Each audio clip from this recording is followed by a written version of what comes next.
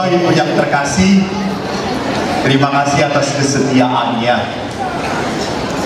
Namun nanti di akhir seminar ini, saya mengajak Bapak Ibu melakukan hal yang mungkin tidak pernah, jarang kita lakukan. Tapi kalau kita coba lakukan, saya yakin apa yang kita lakukan ini membawa berkah bagi kita. Maka sebelum saya masuk ke sesi kedua, saya teringat bahwa dalam kehidupan Allah itu mempunyai rancangan yang indah bagi kita. Kita tidak tahu mau kemana Tuhan ini membawa.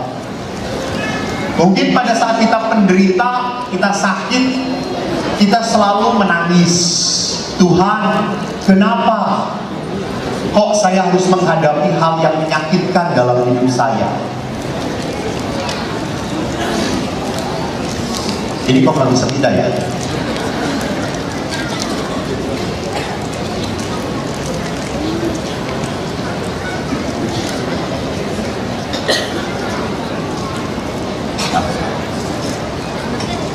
Kalau tadi kita sudah berkata, satu hal yang membuat kita terperangkap adalah cinta uang.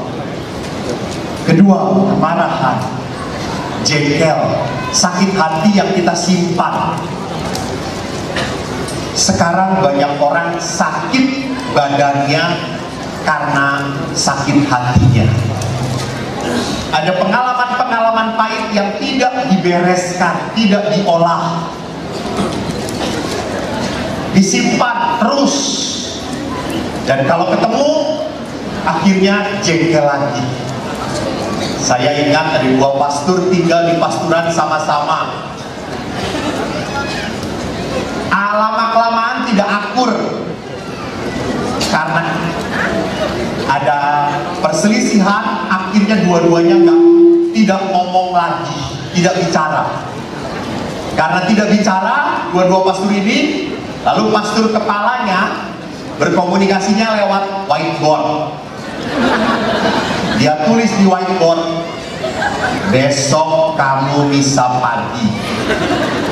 Lalu pastor temannya, dia datang, dia baca, besok misa pagi.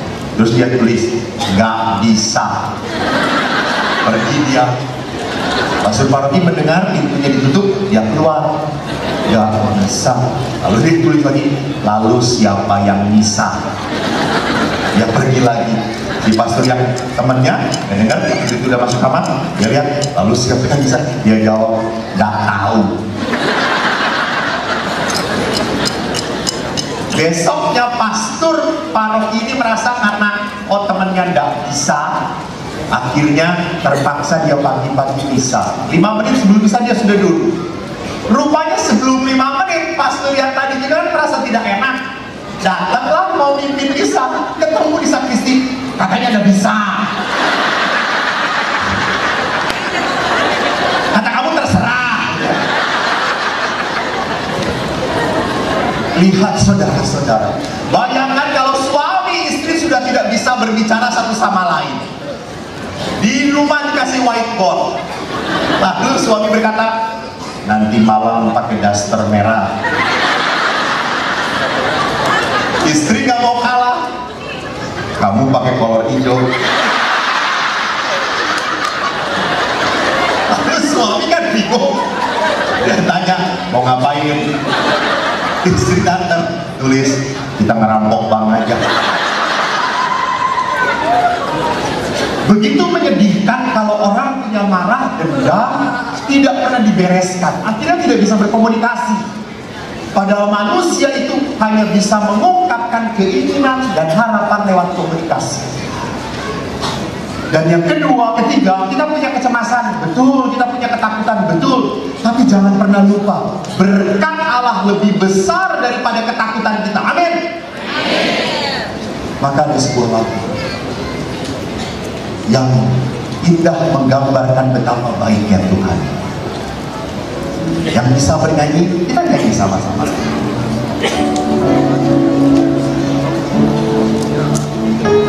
Saya tidak tampilkan di teks lagu ini kamu.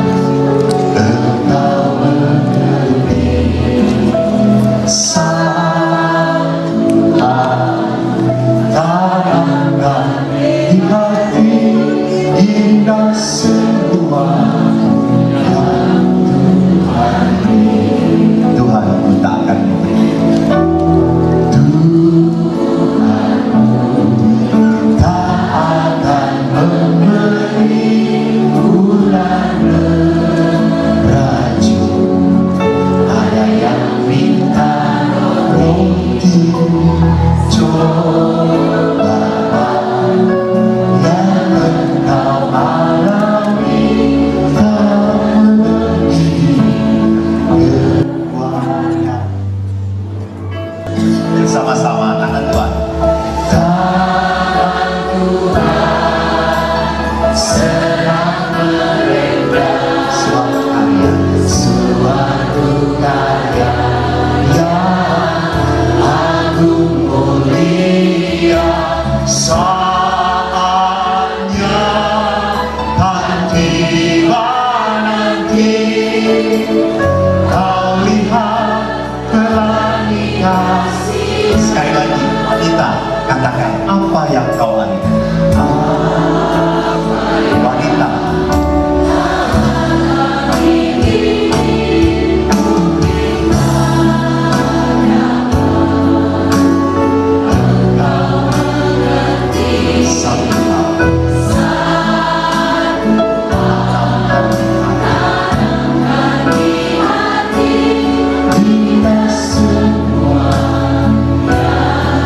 laki-laki bersama saya, Tuhan kita akan memberi. Tuhan tak akan memberi ulang beracun pada yang minta untuk cobaan yang engkau alami tak melebihi bersama tangan Tuhan. Tangan Tuhan sedang merendah suatu karya yang agung mulia, saatnya kan tiba nanti. Kau lihat pelangi kasih tangan Tuhan. Tangan Tuhan sedang merendah suatu karya yang agung mulia, saatnya kan tiba nanti. Kau lihat pelangi kasihnya. Kau lihat pelangi kasihnya. Kau lihat pelangi kasihnya. Tepuk tangan untuk Anda yang begitu bersemangat. Bapak Ibu, terima kasih. Suster, pastor, Tuhan merendah. Kalau seorang ibu itu merendah, sudah tahu nggak nantinya mau jadi apa? Oh, ini banyak ibu-ibu yang keblinger. Pernah merendah atau belum? Pernah. Seorang ibu kalau merendah, sudah tahu nggak nanti mau jadi apa? Tahu. Hanya ibu yang mohon sedang merendah, mau jadi apa? Terserah aja nanti. Tahu. Kalau seorang ibu merendah, sudah tahu mau jadi apa nanti, dan benangnya yang jadi disesuaikan dengan benangnya. Ibu tahu punya suami seorang tentara, sering jaga malam. Dia punya kain, punya apa disebutnya, benang wol ya. Benang wol, dia mau rendah. Oh, benangnya cuma segini. Buat shawl saja. Dia buat sweater. Dia buat shawl. Dia buat shawl. Akhirnya. Jadi kalau tangan Tuhan merendah, Tuhan sudah tahu seperti apa nanti kita. Dan Tuhan itu di dalam kitab Nabi Yeremia dikatakan punya rancangan yang indah, damai, sejahtera untuk Anda, untuk saya, untuk kita semua. Saya sangat bersyukur pada Tuhan. Ingat sekali waktu kecil ada seorang anak, hobinya main layang-layangan. Anak ini tumbuh di tanah Sunda. Kalau pakai baju, kancingnya cuma satu, di atas yang dikancing. Namanya si Sadul. Jadi kalau dia di sawah, tangannya begini. Dia angin menebak seperti Superman.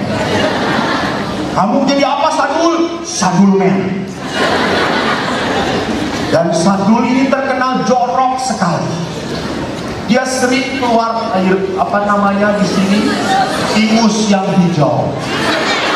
Buah mengalir dari hidungnya. Kalau dalam bahasa Sunda, lehok. Lalu teman-temannya ngomong, Sadul itu cici, ingusnya buang. Tapi Sadul terlalu sayang dengan ingusnya. Dia masukkan lagi ke dalam.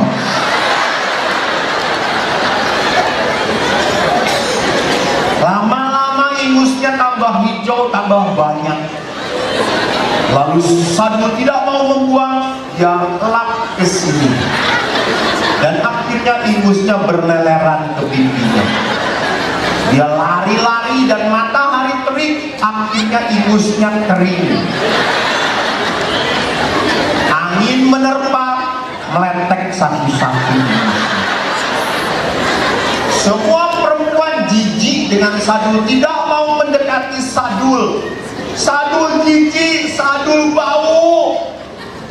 Pasti Sadul kalau sudah besar tidak punya pacar. Sadul tetap kenal, karena Sadul beriman pada Tuhan. Dan Anda tahu Sadul itu hari ini berada di depan Anda.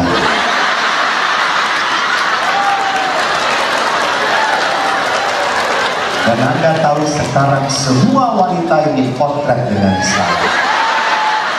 Coba nanti setelah seminar bandingkan, lebih senang berpotret dengan saya atau Pastor Frans? Taruhan.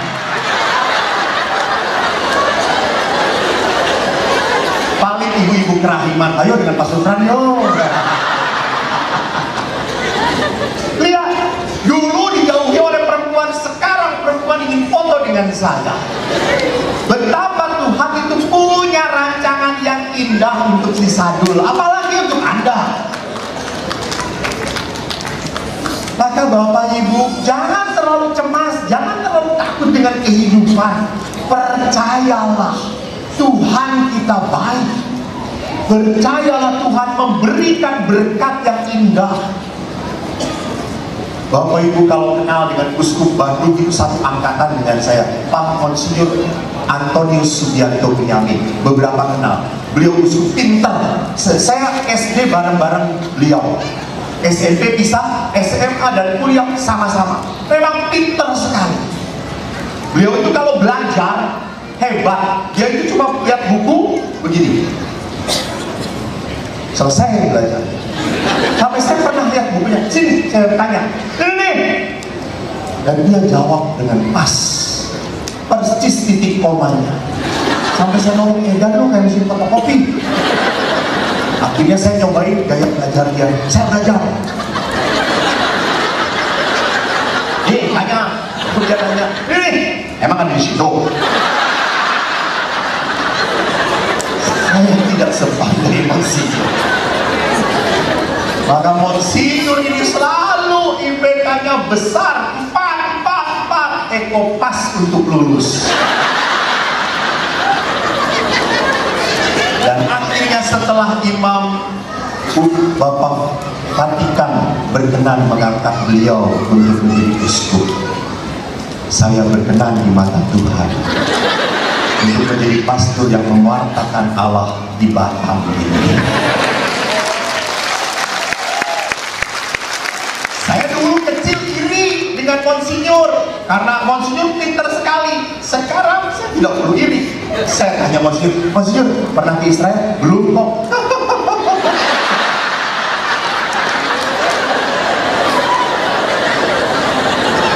Lalu saya tanya Monsinyur kalau ke Vatikan ngapain? Gak rapat kok. Monsinyur, saya ke Vatikan main.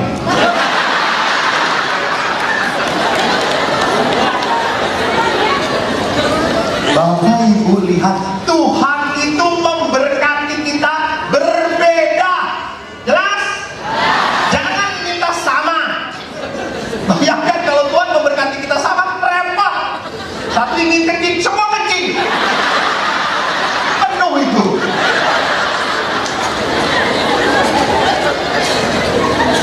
Jadi Allah itu betul-betul tahu kita. Maka di dalam kitab suci Allah itu sampai menghitung rambut kita, mengenal sekali. Nah, salah satu ketakutan dalam hidup manusia yang paling besar adalah apa? Takut menderita, takut sakit.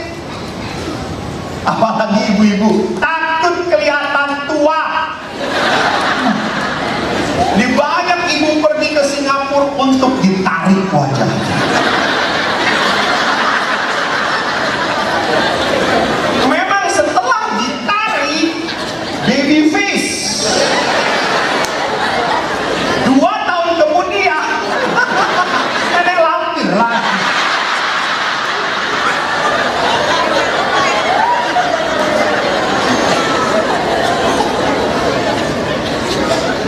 Gua ajak ibu-ibu tato alis, pastor mau ditato.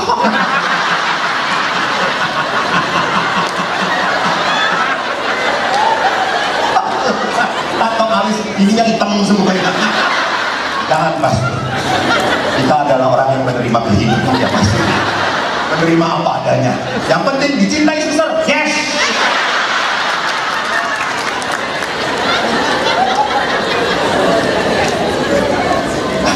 Saya suka sedih. Ibu-ibu kan suka foto dengan saya, foto gitu ya. Setelah dipoto langsung ulangi pastor. Kenapa? Saya kelihatan gitu. Memang gendut, Bu.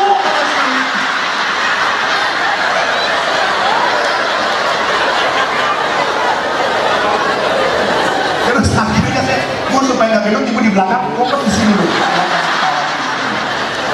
Gak kelihatan gemuknya kata saya. Tidak terima diri.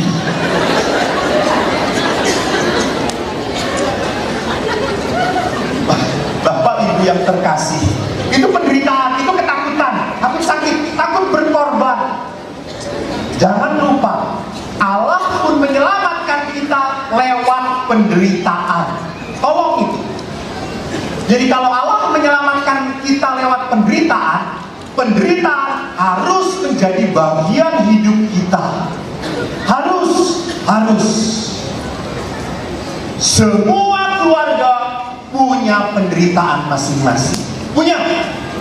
Jangan pikir kalau ada suami istri yang wah selalu ke gereja berdua, anak-anaknya ikut di belakang, wah itu keluarga yang sakinah mawaddah warahmah. Belum tentu. Bisa terjadi bapaknya baik, ibunya baik, anak-anaknya ngawur. Mungkin juga anak-anaknya ngawur, istrinya baik, bapaknya error. Saya tidak berani mama saya komentari. Ulang habis saya. Jadi di dalam kehidupan selalu ada, setiap rumah tangga punya penderitaan.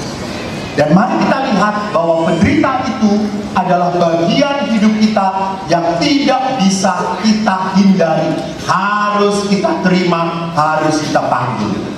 Kita bisa memanggilnya kalau kita tahu tujuannya. Apa tujuan penderitaan di dalam kehidupan kita? Pertama, penderitaan itu sakit terjadi supaya kita bertobat. Karena sakit, menderita, berarti ada sesuatu yang salah. Contoh, Anda sakit batuk, terus batuk, dan Anda tetap nekat merokok. Ingat ya, jadi saya selalu dikatakan, Yesus itu mengatakan kepada orang berdosa, orang tahu melakukan, itu disebutnya tolol. Kalau orang tidak tahu melakukan, itu tidak apa-apa. Tapi kalau orang tahu dan melakukan, itu adalah tolol. Jadi orang kalau tahu merokok itu tidak sehat dan tetap merokok, itu artinya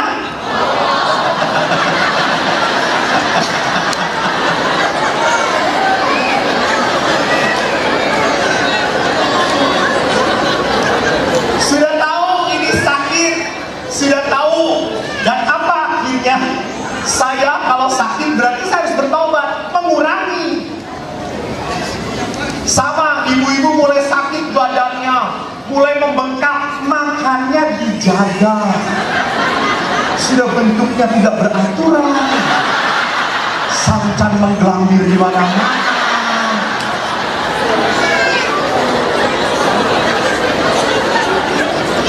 Jadi tolong, itu untuk pertobatan. Jangan gak apa-apa kok pastor, gendut-gendut juga dicintai Tuhan. Gendut-gendut dicintai Tuhan. Bener ya? Ibu, bapak, jangan pernah lupa, kalau sudah menjadi suami istri, tolong mikir. Karena kalau suami sakit, siapa yang akan ngurus? Dan kalau istri sakit, siapa yang akan ngurus? Ya, kalau pastor sakit, masuk panti jompo.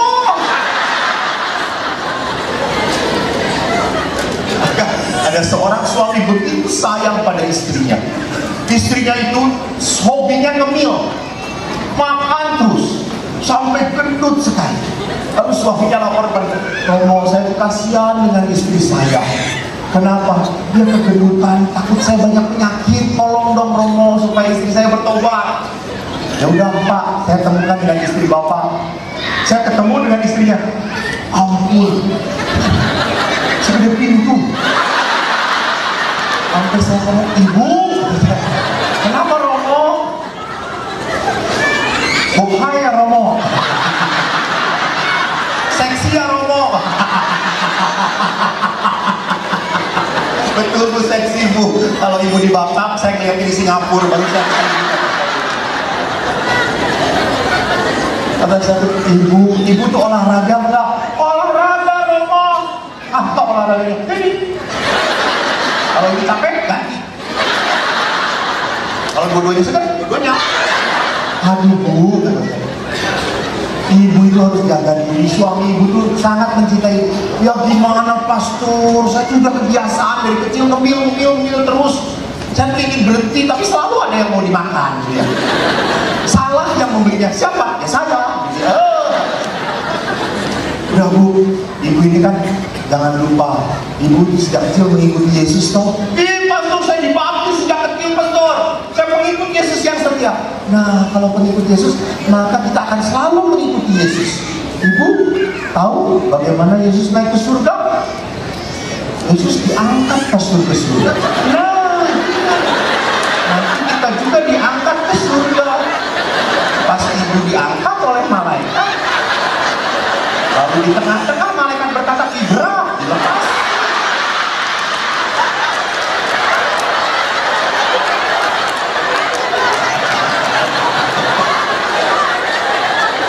Ada seorang ibu marah di sini.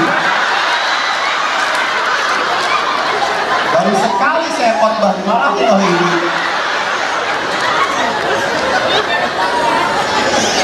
Cari malaikat yang sering fitness.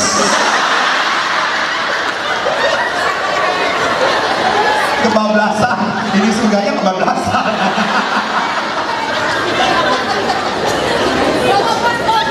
Jadi Bapak Ibu yang terkasih, lihat di sana bahwa sakit itu adalah tanda bahwa ada sesuatu yang tidak beres dengan hidup kita.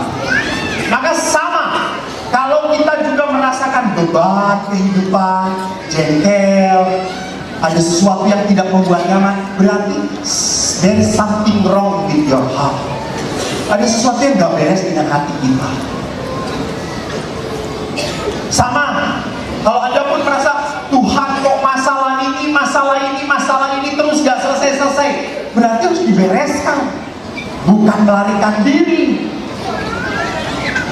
Jadi jangan pernah lupa penderitaan itu membuat kita bertobat. Saya tahun 2010 saya sekolah di Filipina, pastor. Dan saya sekolah di family ministry, saya sekolah konseling keluarga. Lalu pada saat saya sekolah, teman-teman saya cantik-cantik, pastor. Dan orang Filipina itu kalau ketemu pastor, tahu father, mereka itu hi father, memeluk mereka. Dan memeluknya orang Filipina beda dengan orang Indonesia. Kalau orang Indonesia hanya cubitan-cubitan kasar gitu. Kalau orang Filipina yang erat, padat, mencengkeram. Orang Filipina cantik-cantik.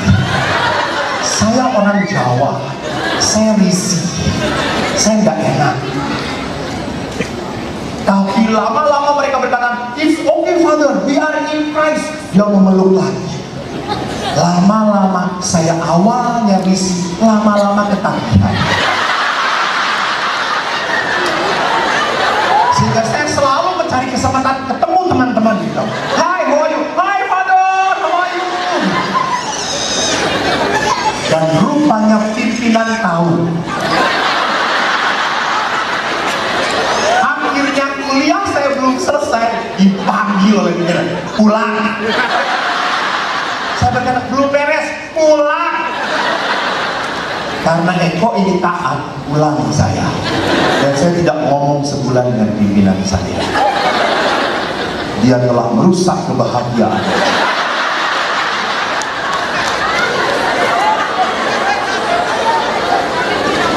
Dan Anda tahu, banyak sekali pastor akhirnya di Filipina keluar yang tidak tahan. Dan saya bersyukur rupanya dipindahkan kembali ke Indonesia supaya si saya tidak terjerumus dalam dosa, di dalam kenikmatan. Memang menderita, tetapi penderitaan itu menyelamatkan panggilan saya. Itu. Jadi saya itu pun sama, di dalam kehidupan punya penderitaan-penderitaan yang harus saya alami sebagai apa? Saat saya untuk bertobat. Maka kedua, penderitaan tidak hanya merupakan kesempatan untuk bertobat, tetapi penderitaan itu menjadi undangan untuk mengambil bagian dalam karya keselamatan Tuhan. Suatu hari saya diajak untuk misa lingkungan.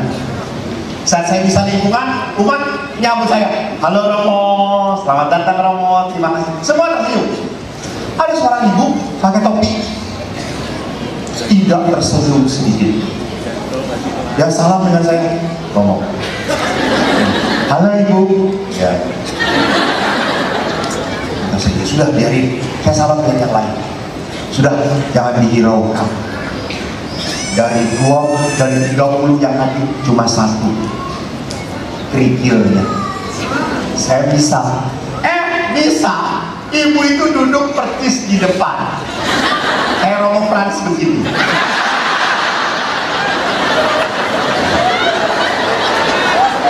Jadi tadinya saya mau menghindari, kelihatan lagi. Dan ibu itu sepanjang misa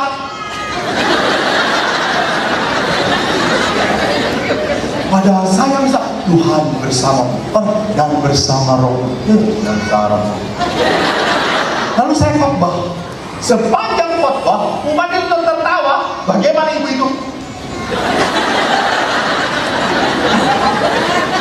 Saya berpikir mungkin heboh. Saya hebohin lagi. Semua ketawa tertinggal-tinggal. Ibu itu cuma. Lalu saya berkata, sudah capek. Akhirnya bisa saya teruskan. Pas persembahan, Tiba-tiba, saya kan biasanya persembahan kami para imam mengangkat hosti terlebih dahulu. Pada saat saya mengangkat hosti, muncullah dalam hati saya doa yang tidak saya kontrol. Tiba-tiba ada kata-kata dalam hati saya, Tuhan, sentuh hati ini, sentuh, sembuhkan. Saya tiba-tiba ngomong begitu dalam hati. Lalu saya teruskan, pada saat saya konsekrasi, inilah tubuhku yang dikurbankan bagimu. Saya angkat, saya lihat ibu itu menangis terseduh. Lalu saya turunkan, saya angkat piala, ibu itu menangis juga. Lalu selesai misa, saya ganti jubah, ibu itu mendatangi saya. Setelah disentuh oleh Tuhan, wajah ibu itu tidak ada bedanya.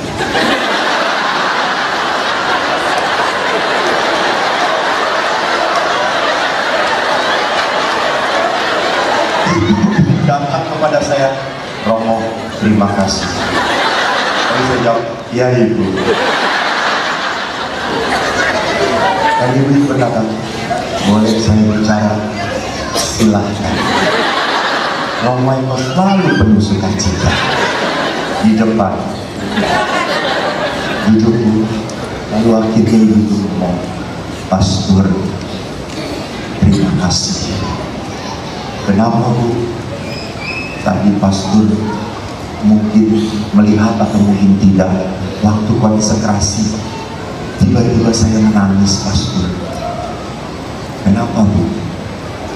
Pastor, sudah 1 tahun ini saya marah pada Tuhan. 1 tahun ini saya merasa disiksa oleh Tuhan. Saya tiba-tiba kena kanker payudara pastor. Dan payudara yang sakit ini sudah diangkat. Saya di kemo, gundul saya pastor. Setelah habis di kemo, setelah diangkat, kanker sudah menyebar ke sebelah kanan saya pastor. Saya ngomong pada Tuhan, Tuhan, apa salah saya? Apa dosa saya? Saya sering misa, saya sering pelayanan. Kenapa kau beginikan saya? Tapi pastor, waktu pastor tadi mengatakan, inilah tubuhku yang dikurbankan bagimu, saya langsung merasa Tuhan meminta saya untuk bersama-sama berkorban. Dan waktu itu saya berkata, baik Tuhan, saya terima penderitaan, saya terima. Pastor, terima kasih, saya sekarang sudah menerima kanker saya. Dan Bapak Ibu, 2 tahun kemudian saya bertemu kembali dengan ibu itu. Saya dari jarak jauh suka terkagum, rambutnya sudah mulai tebal dan wajahnya agak berubah sedikit. Ada senyum setengah senti. Ibu, bagaimana? Ya, Pastor, terima kasih. Bagaimana bu? Kankernya? Masih ada. Terus gimana? Tapi ini teman saya pastor, tidak apa-apa, saya terima. Kalau Tuhan mau, ini adalah bagian hidup saya. Ini cara saya melayani Tuhan dengan menderita seperti ini. Lihat. Dan sampai kemarin saya ketemu ibu ini penuh kedamaian. Jadi perhatikan apa yang saya mau katakan, bahwa penderitaan itu bisa jadi adalah bagian dari ikut sertanya saya dalam penderitaan Tuhan. Maka yang ketiga, penderitaan pun bisa terjadi pada kita untuk melembutkan hati kita, supaya kita itu menjadi orang yang toleran, pernah merasakan penderitaan orang lain. Jadi kalau saya pernah menderita, melihat penderitaan orang lain, saya pun menjadi kasihan, ikut ambil bagian. Saya pernah sekali tidak punya apa-apa. Ya, saya pernah sedih sekali waktu teman-teman SD saya kelas 3 semua ke kebun raya Bogor rekreasi. Eko tidak. Saya ingat bayarnya cuma 1.500. Dan waktu tanya bapak, Pak, mau rekreasi Pak, 1.500 Pak, gak ada duit. Dan saya tidak berangkat, sedih sekali. Sampai akhirnya teman-teman pulang semua cerita, Eko diam. Dan akhirnya setelah saya jadi pastor, saya datang ke Kebun Raya Bogor, saya kencingin Kebun Raya Bogor.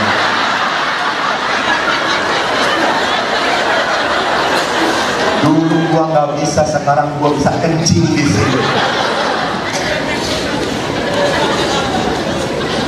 Jadi Bapak Ibu yang terkasih, akhirnya saya pun menjadi orang apa? Tidak tega melihat orang lain.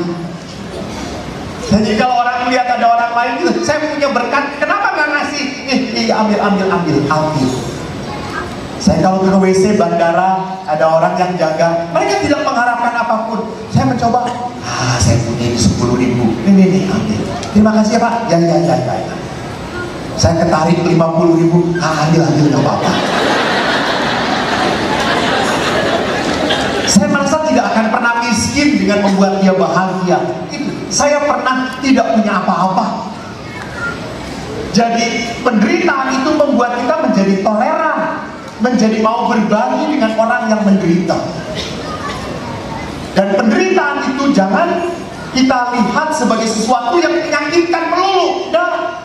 Karena setiap penderitaan itu unik. Apa uniknya? Satu, penderitaan itu tidak bisa digantikan oleh siapapun.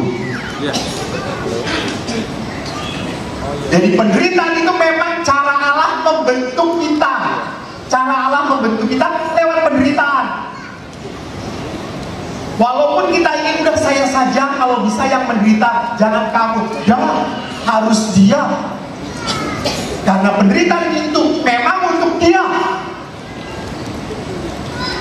Dan kedua, keunikan penderitaan adalah apa? Tergantung penderitaan itu menderita banget atau tidak, tergantung kepasrahan dan ketulusan yang menerimanya.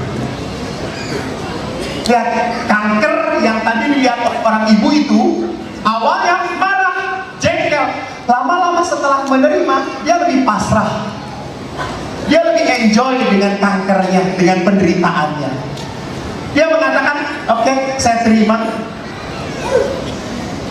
Jadi, penderitaan yang sama diterima oleh dua orang yang berbeda. Apakah mengakibatkan hal yang sama atau tidak? Tidak. Tergantung kepasrahan. Maka sama, ada pastor, ada suami istri yang penuh dengan sukacita dalam hidup perkawinan. Tapi ada suami istri yang saya tanya, Pak, bagaimana Pak bertahan dengan istri Bapak? Pastor, sebenarnya sudah tidak tahan, tapi ditahan-tahan. Tapi ada suami istri yang memang sungguh sangat menyayangi satu sama lain. Karena apa? Karena merasa bahwa ini adalah pilihan saya. Oleh karena itu, kita melihat bagaimana hilang.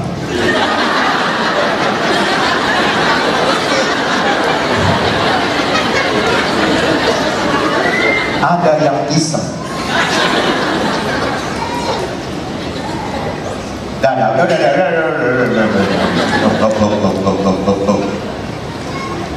Saya akhirnya berhenti pada itu. Yesus berkata, marilah kepadaku.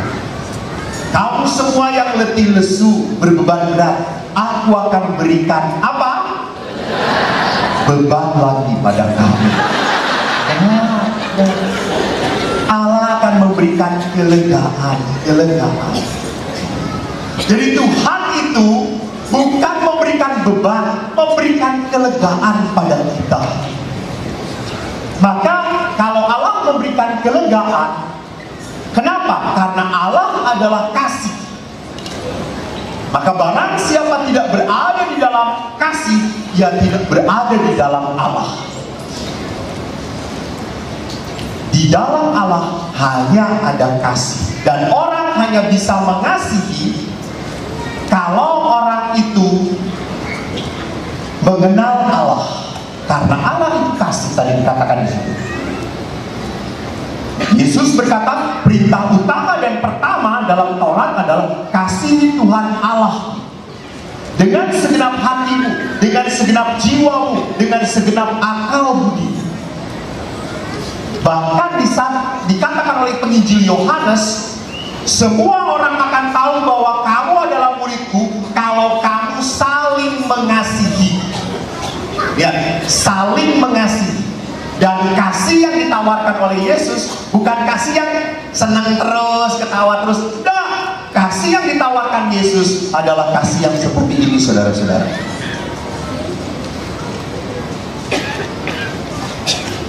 Ini the real love.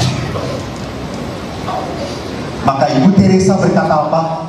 Orang mencintai harus sampai menangis. Jadi pada saat dia mencintai dan dia sampai menangis dalam mencintai, itu kelihatan aslinya cinta. Maka dalam perkawinan bagus. Saya, apa perkawinan, inti janji perkawinan? Masih ingat?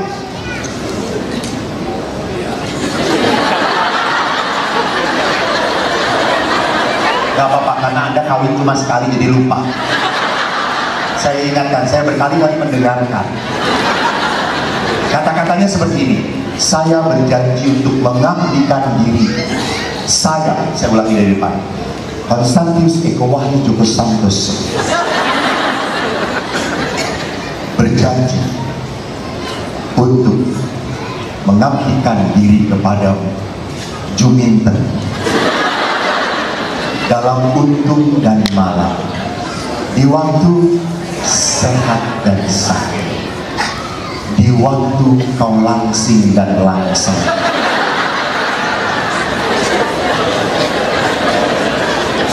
Jadi janji perkawinan pun menunjukkan bahwa kalau suami atau istri berubah karakternya, cinta saya tidak akan berubah pada dia. Hebat. Itu kagum saya. Itulah sebabnya kenapa saya tidak mau menikah. Karena wanita itu indahnya cuma sejenak. Makin lama dipandang, no.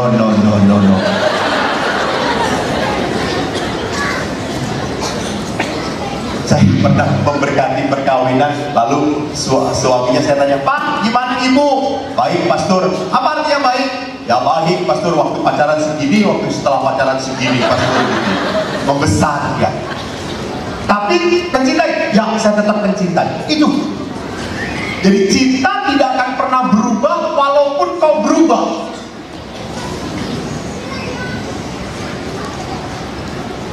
Seorang ibu nangis kepada saya. Dia nangis karena suaminya punya wanita lain. Lalu berkata, Pastor, saya merasa dikhianati selama ini. Rupanya bertahun-tahun dia sudah mempunyai hubungan yang tidak baik dengan salah seorang perempuan. Dan itu teman kami, Pastor. Rupanya dia nyambung lagi setelah ikut reuni, Pastor. Jadi saya suka hati-hati ngomong tentang reuni. Hati-hati. Karena sekarang ada reuni tiap bulanan. Aneh nggak? Kalau reuni sudah tiap bulanan, itu memelihara cinta lama supaya bersemi kembali. Dan ibu ini marah karena suaminya akhirnya jalan dengan perempuan itu. Dan ibu ini berkata, Pastor, saya kecewa, saya marah, saya bukan perempuan yang diam saja. Saya kerja, Pastor. Kalau boleh jujur, pendapatan saya lebih besar daripada suami saya, Pastor. Saya kurang apa?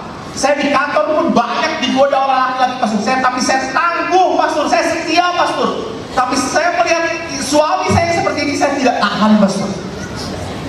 Apa yang saya lakukan, Pastor? Saya berkata, setialah. Pastor, tapi dia itu sudah, yang akhirnya dia sudah, saya tahu dia punya anak, Pastor. Saya juga bisa, Pastor, dengan laki-laki lain. Apa yang saya lakukan, Pastor? Setialah.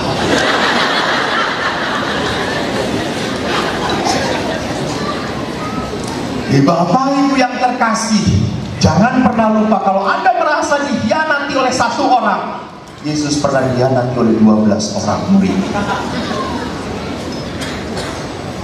Kalau Anda merasa sakit, Yesus punya 5 luka dalam tubuhnya. Jadi kalau kita mengikuti Kristus, kita harus tahu bahwa kita harus mengasihi, walaupun mengasihi itu menyakitkan bagi saya. Maka bagaimana supaya saya bisa berbelas kasih? Saya harus berada di dalam Allah. Orang tidak akan pernah mungkin bisa mengasihi kembali kalau tidak ditolong oleh Tuhan. Saya pernah cerita, saya konflik dengan satu pastor teman saya, kakak kelas. Saya jengkel dengan dia karena dia kalau diberi tugas, kami di rumah retret itu padat sekali. Kalau dia diberi tugas selalu punya alasan, aduh saya nggak bisa, ada tugas. Lalu akhirnya, kamu ya udah jam segini, nggak bisa juga, ada tugas. 1-2 bulan kami bisa terima, oke nggak apa-apa. Lama-lama Eko ini jengkel, apalagi Eko anak tentara. Akhirnya saya ingin tahu pastor ini kemana kalau mengatakan saya ada tugas. Dia pergi, saya ikutin dari belakang. Saya pinjam motor karyawan, saya pakai jaket hitam. Lupa bahwa saya sudah kulitnya hitam. Kenapa lupa pakai jaket hitam? Baru saya tahu bahwa pastor ini tidak tugas, malah main badminton. Jadi kecanduan main badminton. Saya marah. Akhirnya saya pulang, saya datengin pastor kepala. Dia tidak tugas, dia main badminton. Gak bener itu. Apa kata pastor kepala? Eko, dia saudara. Kau harus mengasihi dia. Lalu saya berteriak, amin.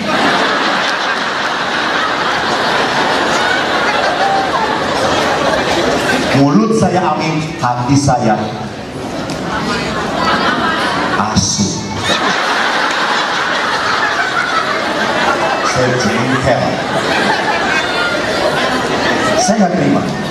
Dan Bapak Ibu, apa yang terjadi? Orang yang menjengkelkan itu selalu merasa bahwa tidak punya masalah.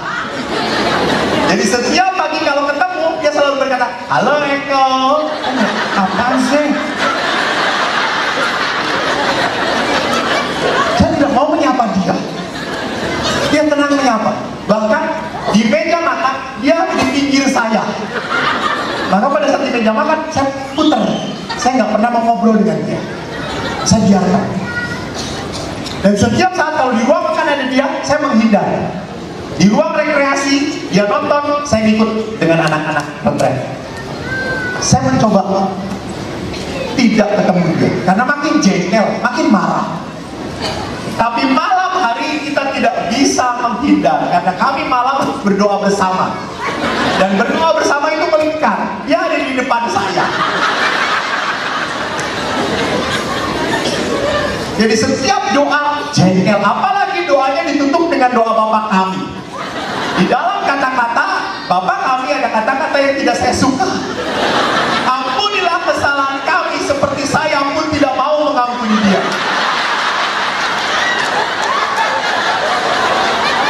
Saya ubah, saya yang doa, terserah saya.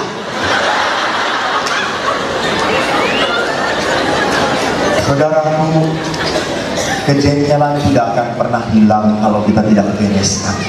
Lalu saya berkata, aduh kalau begini terus saya bisa gak tahan hidup ini ya Pak. Lalu saya mengatakan, oh lupa saya selalu menasihati umat kalau ada masalah, doa. Akhirnya saya bisa novena. Permohonannya satu, Tuhan ubah teman saya itu. Kalau perlu pindah.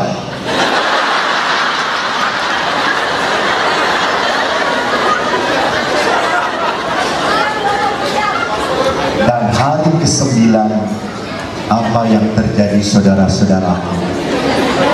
Temanku ini tidak berubah. Hari ke-9, tiba-tiba dia seperti biasa menyapa saya, halo Eko. Tiba-tiba Eko, halo. Kenapa saya menjawab? Lalu saya duduk, bangku saya geser. Saya tanya, gimana badminton kemarin? Rame kok. Kok buat tanya-tanya badminton?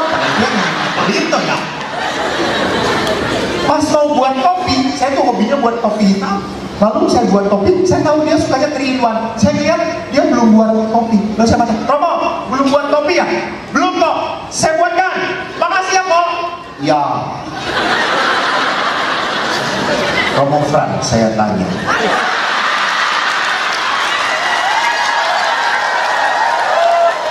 Jangan di film.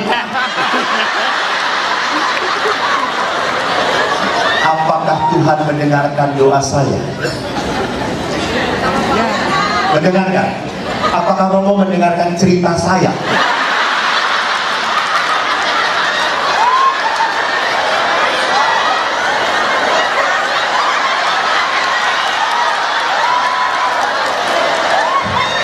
Pasturnya aja kayak gini, apalagi umatnya.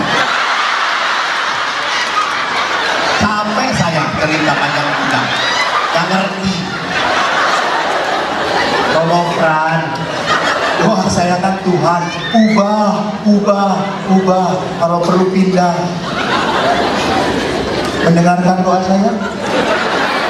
Tetap ngotot. Ya sudah, terima kasih atas jawabannya. Ini kenapa tiba-tiba menyorot kepada saya?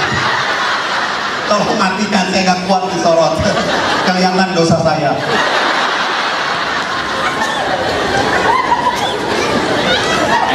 Bapak Ibu, ingat, Tuhan mengubah hati saya. Tuhan tidak pernah mau membuat hidup kita enak, nyaman. Tuhan lebih senang membentuk saya. Maka jangan pernah lupa Bapak Ibu, kelemahan pasangan adalah cara Tuhan membentuk kesetiaan Anda. Jadi kalau Anda punya suami yang tidak sempurna, memang dia bukan malaikat. Kalau punya istri cewek, wajar, namanya juga perempuan.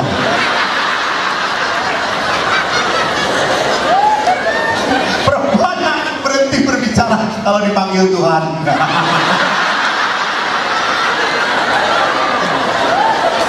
Mungkin pada saat dipanggil Tuhan juga perempuan tetap ngomong, jangan saya.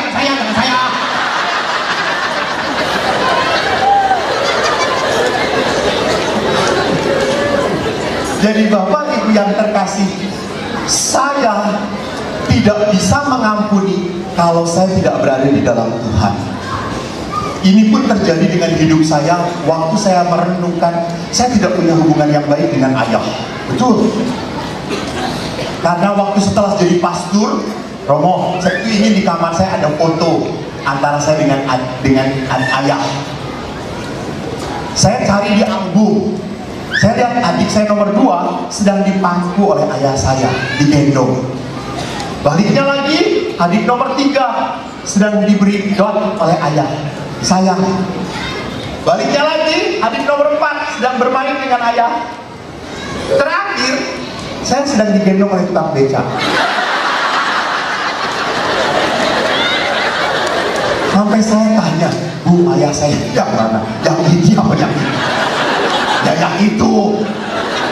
Kenapa nggak ada fotonya? Memang kamu kurang akrab dengan ayah. Maka memang saya kurang punya hubungan batin dengan ayah. Saya pergi ke Yerusalem, ke Roma, saya selalu beli oleh-oleh yang terbagus untuk ibu. Saya pernah belikan liontin yang berharga $500 untuk ibu. Saya dapat hadiah dari umat. Saya cari liontin yang mahal, Bunda Maria. Saya kasih, Bu, liontin mahal Bu, berapa? 500.000. Oh bagus kok, dari emas ya kok. Iya, untuk ibu pakai ya. Ya, bapak saya datang. Saya mana? Ini Rosario. Berapa harganya? $1 gitu.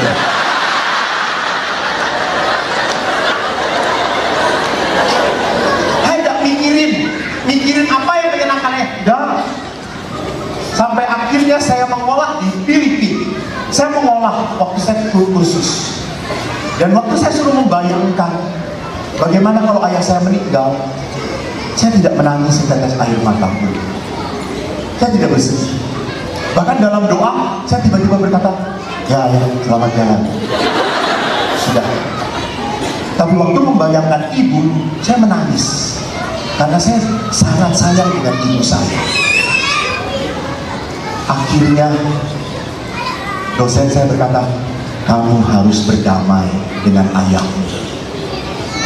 Saya pulang dari Filipina, saya akhirnya mengatakan saya harus retret dengan keluarga saya. Saya panggil adik-adik saya, kita retret. Ya mas. Lalu saya panggil ayah saya. Ayah saya itu devosan kerahiman ilahi. Ayah saya itu prodiakon, legiomania, lengkap sudah, kurang tahbisan saja. Lalu saya telepon ayah, kita trek. Lalu ayah ngomong, wah repot, saya harus kunjungan. Lalu saya berkata, saya pastor, retret. Lalu ayah jawab, baik Romo.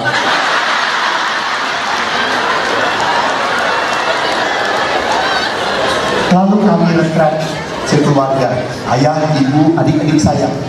Pas retret, kita belajar menumpahkan, mengingat kembali kekecewaan, bukan menyalahkan, dah, bahwa kita pernah punya sakit, ngomong.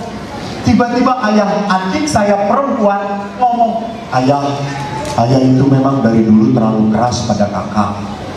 Ayah ingat, dulu kakak pernah dilempar oleh ayah. Saya jadi ingat lagi, saya padahal udah lupa.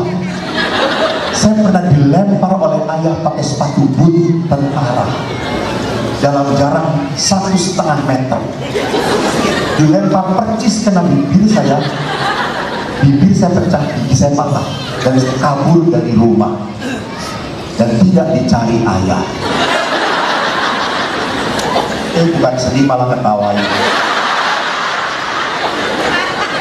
Ini kurang belas kasihnya.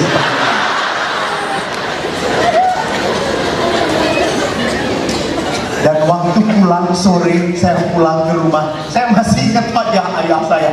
Ayah saya tidak pernah kasihan dengan berdarah seperti itu. Nah, ayah malah nanya, kenapa pulang? Terus saya jawab, lapar ya.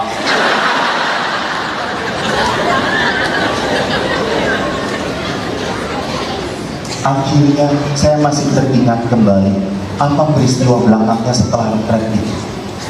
Saya ingat ayah waktu teriak adus koi dalam bahasa Jawa, mandikan.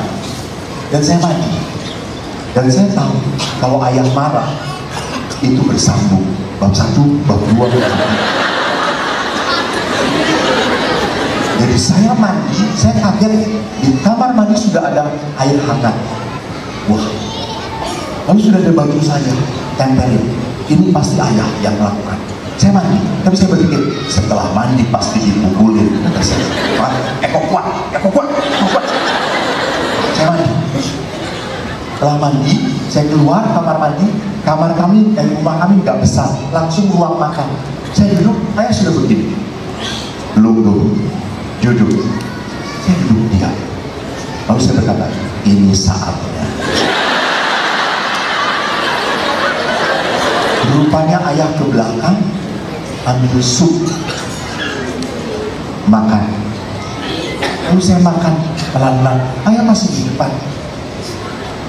Setelah setengahnya habis, ayah berkata, Eko, saya melihat ayah perlahan-lahan. Dan ayah berkata, maaf ya, ayah memukul kamu terlalu keras. Kata-kata maaf itu membuat sakit saya hilang dari tubuh saya. Berdamai. Maka pada saat retret itu pun, setelah selesai, saya datengin ayah. Ayah, boleh saya memeluk kamu? saya rindu punya ayah. Lalu ayah berdiri dan saya memeluk ayah. Begitulah kami saling menikmati, saling memiliki. Dan ayah berkata, ini pelukan yang terindah yang saya alami dalam hidup saya.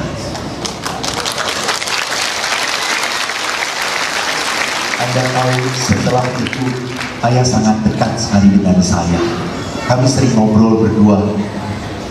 Bahkan kemarin pun saya pulang ke Bandung, tiba-tiba ayah berkata, aku kok ingin makan makanan Jepang ya. Saya ingat dulu belum pernah diajak ke rumah makan manapun. Tapi waktu ayah ngomong begitu, saya langsung berkata, yuk kita ke restoran. Lalu ayah berkata, siapa yang bayar? Romo. Romo kok kere? Nah, saya akhirnya mempunyai hubungan yang sangat saya sayangi dengan ayah. Kenapa? Karena makin lama saya makin mengerti ayah adalah ayah yang penuh kasih pada saya. Maka suatu saat apa yang terjadi dalam hidup kami sangat merubah hidup saya. Tetapi sebelum saya menceritakan terakhir, lihat, ada 3 unsur penting dalam kasih.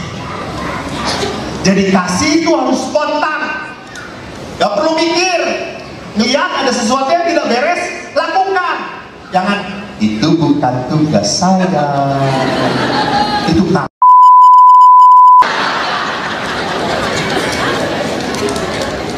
walaupun ini Anda tahu ini tugas istri Anda, tetapi istri Anda sedang sakit, ambil alih, ambil alih. Di dalam hidup perkawinan kita saling meringankan, bukan saling membebani, bukan untuk saling memberatkan, meringankan, supaya dia tidak pernah menyesal hidup dengan saya. Oke? Punya fans kecil. Yang kedua, kasih itu tidak memandang siapapun. Dan yang terakhir, kasih itu konkret. Kalau kita bisa mengasihi dengan berdoa, doakan. Jadi saudaraku, kalau punya pastor tidak sesuai di hati, jangan diomongin. Itu umat yang tidak benar. Doakan. Betul? Tapi doa mereka ubah, kalau perlu pindah, tenang aja.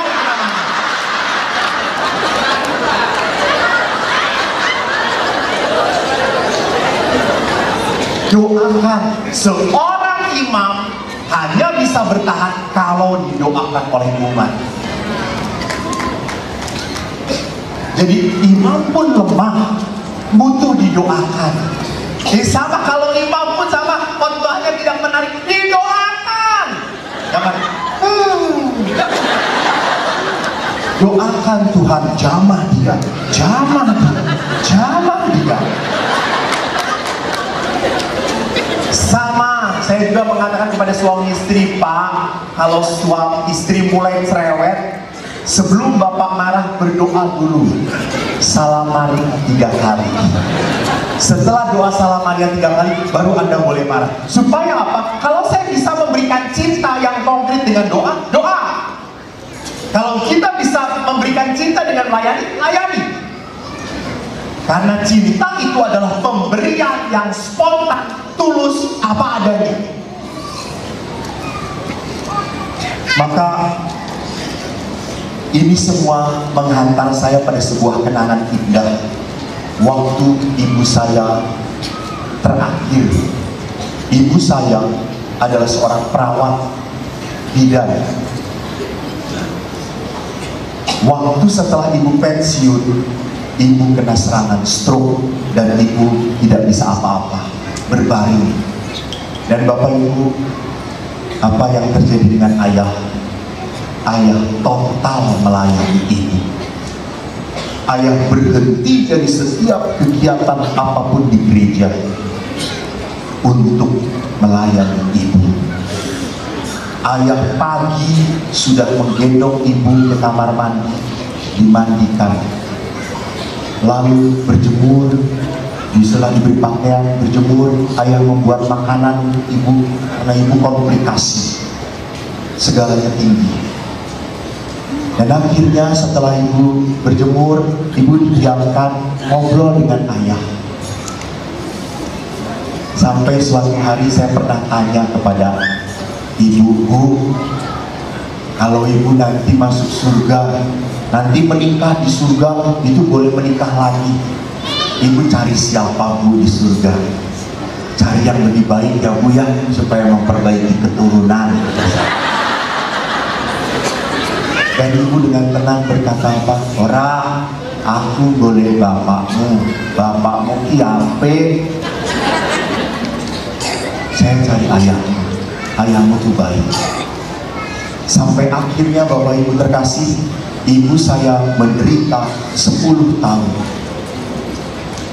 Dan ayah sudah kami tawari anak-anaknya, ayah kita panggil perawat untuk merawat ibu. Apa jawab ayah? Ayah berkata, ini istriku. Dulu istriku melayani aku dengan baik. Kalau sekarang istriku sakit, ini saat aku untuk menunjukkan cintaku pada istriku. 10 tahun. Dan akhirnya 9 tahun yang lalu, ibu kena serangan yang begitu berat, masuk ICU. Dokter mendatangi saya, Romo, ibu Romo itu kuat sekali. Maaf Romo, kalau orang normal, maaf, sudah meninggal. Lalu saya berpikir, kenapa ibu terlalu kuat? Akhirnya saya lihat ke belakang, rupanya ibu terlalu menyayangi ayah. Ibu tidak rela meninggalkan ayah. Akhirnya saya panggil ayah, tolong ayah ngomong pada ibu. Lalu ayah berkata, saya ngomong apa? Ngomong, bu, ibu duluan ke surga, nanti aku susul. Tahu ayah saya melotot pada saya. Aku suruh ngomong seperti itu, gak kuat saya. Ini suaminya. Terus teman, ini anaknya, kata saya. Ibu tuh terlalu menyayangi ayah. Ibu gak bisa meninggalkan ayah. Ngomong, ya tapi saya gak berani, gak kuat. Ya sudah terserah. Saya ingat hari Jumat ngomong. Hari Sabtu saya tanya lagi, udah belum? Belum. Saya tidak tega. Oh ya sudah, terserah. Hari Minggu, rupanya setelah misa, ayah memasuki ruang ICU. Dan setelah misa pun saya datang ke sana. Ayah sedang menangis dengan ibu. Saya keluar. Setelah di luar, ayah datang dan ayah berkata, saya sudah bicara. Dan betul, hari Senin ibu drop, hari Selasa ibu meninggal. Dan waktu meninggal, ayah berkata, begitu indah bagi saya. Ayah berkata, saya bahagia, ibu kamu tidak menderita lagi. Sekarang saya yang menderita, karena saya kehilangan orang yang sangat saya sayang. Bapak Ibu, ingat, perkawinan itu berkat terindah dalam hidup Anda. Maka peliharalah, syukurilah bahwa Anda boleh berdua dengan orang yang akan selalu setia sampai Anda mati. Maka malam ini saya mengundang Anda. Kita akan menutup seminar kita. Nanti saya minta yang suami istri untuk saling memegang tangan. Tolong doakan pasangan Anda. Yang tidak bersama pasangan jangan cari-cari di sini.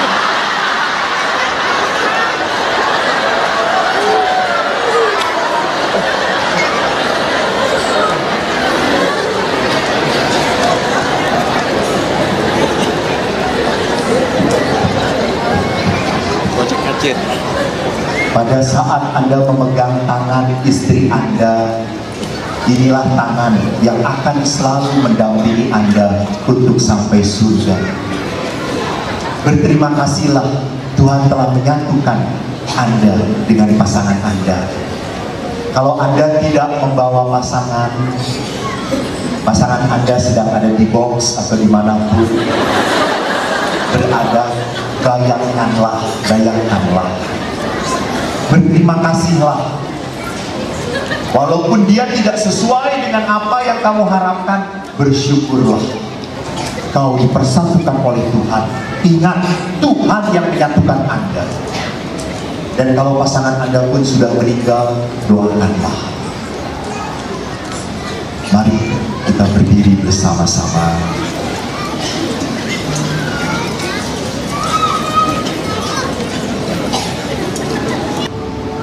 Maka Tuhan kini turunkanlah berkat-Mu atas kami semua, dalam nama Bapa dan Putera dan Roh Kudus. Saya minta suami istri untuk saling mencium satu dengan yang lain. Tuhan memberkati.